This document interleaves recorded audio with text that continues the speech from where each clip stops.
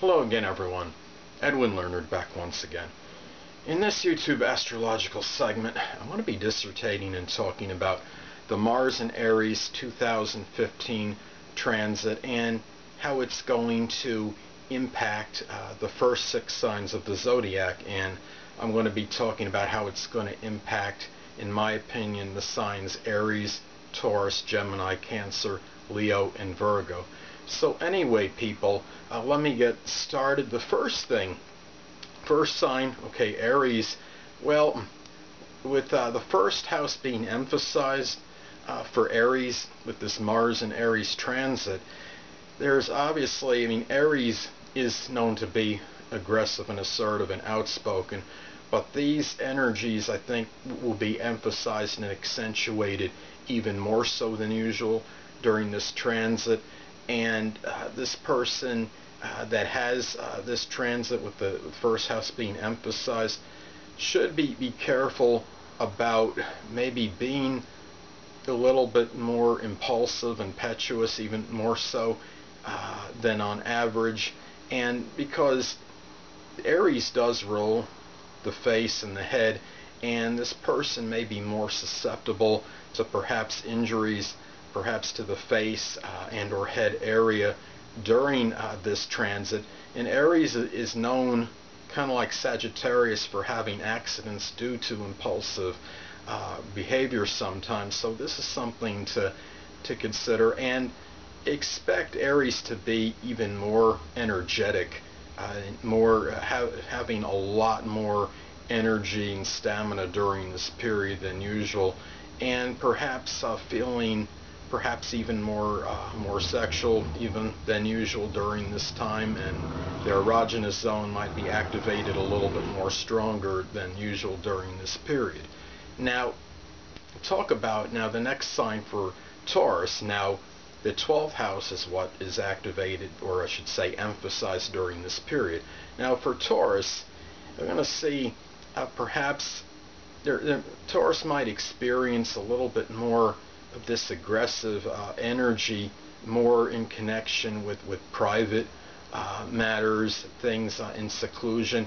It might be harder even than usual for Taurus to express any kind of anger during this period. And we look at this being in the 12th house, and now Mars also rules sex, so could it be possible that maybe there might be some Tauruses that have some maybe private clandestine affairs during this period? And I'm not saying that somebody necessarily that's married or has a significant other is going to be doing this. I'm just saying that really in general that Taurus will be very more private during this time regarding things perhaps connected with the sexual nature than usual, is what I'm saying. And there might be some keys for Taurus, maybe due to the fact there might be some suppressed anger during this time, is maybe hit a punching bag, do some vigorous working out, something. Mars rules metals, maybe perhaps something with either a typewriter or a keyboard or something where maybe this energy, this aggressive energy, can kind of be unleashed during this period, and perhaps in private, because it is in the 12th house. Now, another next sign I want to talk about is Gemini. Now, with Gemini, the 11th house is being activated. And yes, people, I'm referring to the ascendant sun and moon sign. I'm sorry I didn't mention that at the beginning of the video. Now, for Gemini, with the 11th house being activated, this could be something where a lot of this Aries aggressive energy may be injected into matters connected with friendships, humanitarianism, acquaintances, even things may be connected with selflessness and standing up for friends. It could also indicate perhaps more acrimonious experiences with friends, and perhaps there might be some unnecessary outspokenness connected with friends and acquaintances. So this is something to be careful of Gemini during this period. So Geminis are generally, they're known for their tact and diplomacy, and they try to say things in a nice way, but it might be a little harder to do so during this period than usual for Gemini people.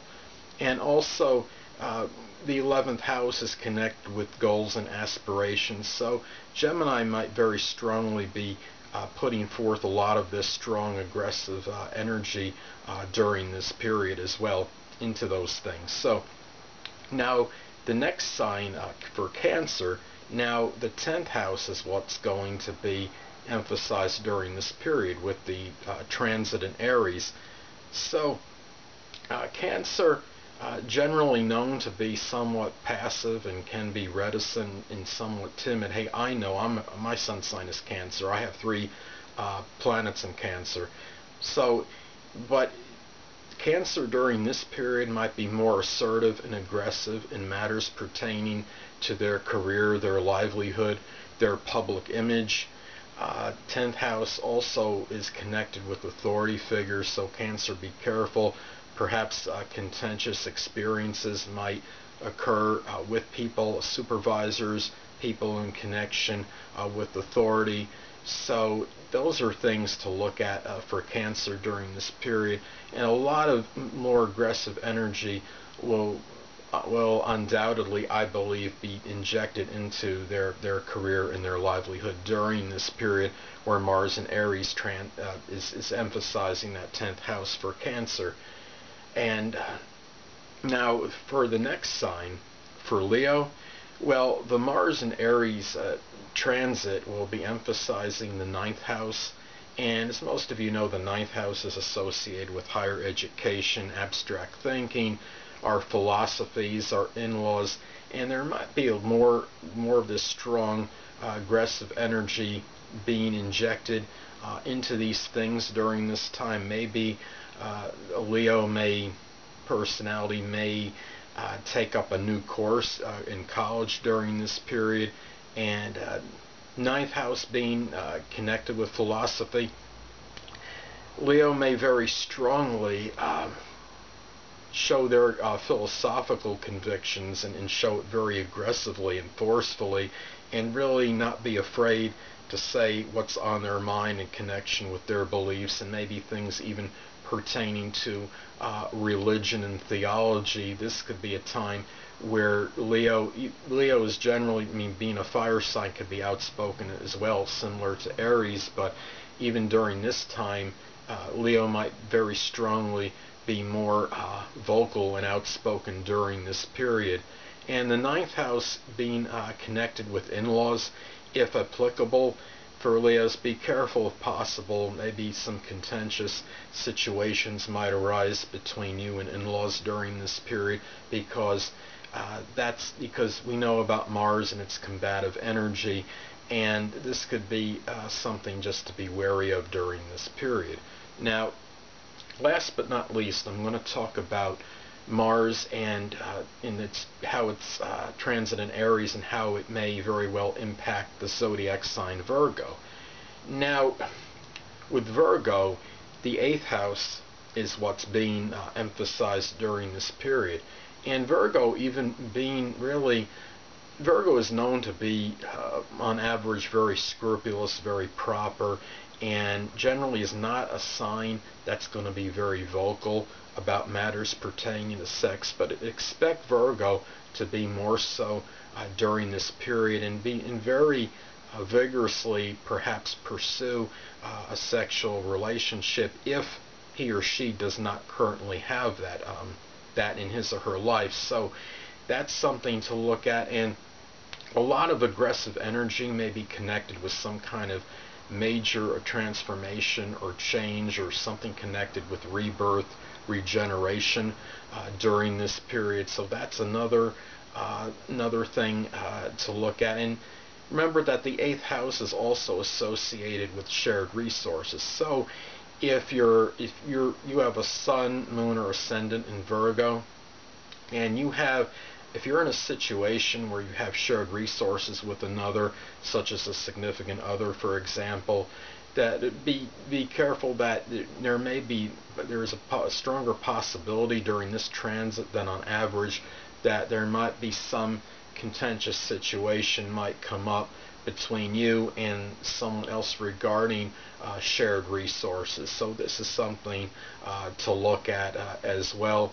And if you're the kind of person that might procrastinate matters connected with taxes, this is a time where a lot of assertive, aggressive energy may be injected into things connected with taxes, and very unlikely you won't generally, if you have experienced delays in matters as far as filling out tax forms, you certainly won't experience it.